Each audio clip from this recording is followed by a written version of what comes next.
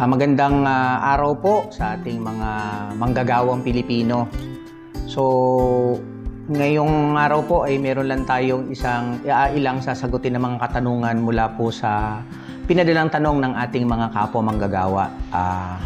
Pagsumikapan po natin na sagutin ito. Tapos ini-encourage ko din po yung mga kapwa ko manggagawa na magbigay po kayo ng suggestions kung ano pa yung mga po pwede natin gawin dito.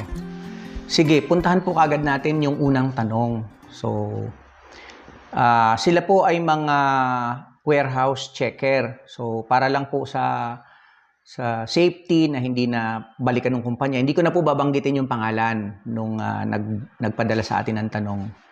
So, 3 years na daw po silang kinakaltasan ng PhilHealth pero hindi hinuhulog ng kumpanya. No, so una po bawal. Kapag ka po ang kumpanya ay nagkakaltas sa kanyang mga manggagawa o sa kanyang mga empleyado, lalo na kung yan ay ang reasoning ay dapat ihulog sa PhilHealth, dapat po ihulog yan.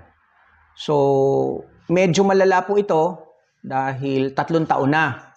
So baka ang delikado dito, pwede nating kasuhan yung kumpanya na nagkaltas ng estapa. So kaya nananawagan din tayo sa PhilHealth na baka pwedeng mag-take ng legal action patungkol dito sa kumpanya. Kasi kawawa naman yung manggagawa, ang liit-liit na nga ng sahod natin.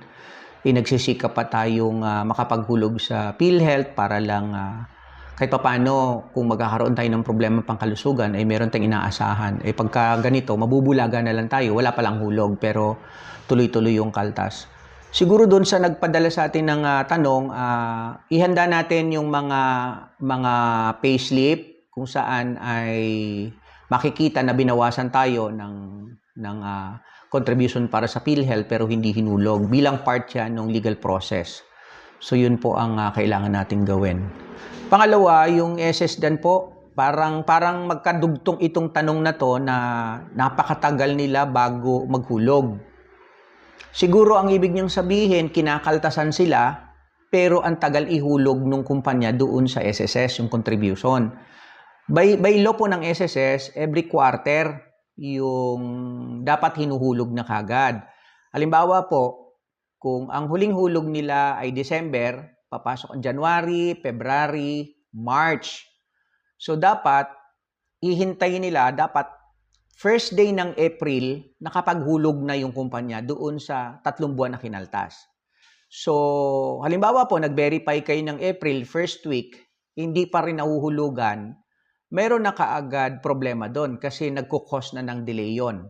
So, dapat si SSS mag-take action, mag-inquire sa management or sa kumpanya, bakit delayed yung kanilang hulog? Kasi sinusubaybayan naman nila yun eh. Kasi ito nga po yung kahit nung panahon ako ay nagtatrabaho, na-encounter ko po ito eh, na bakit wala kaming SSS?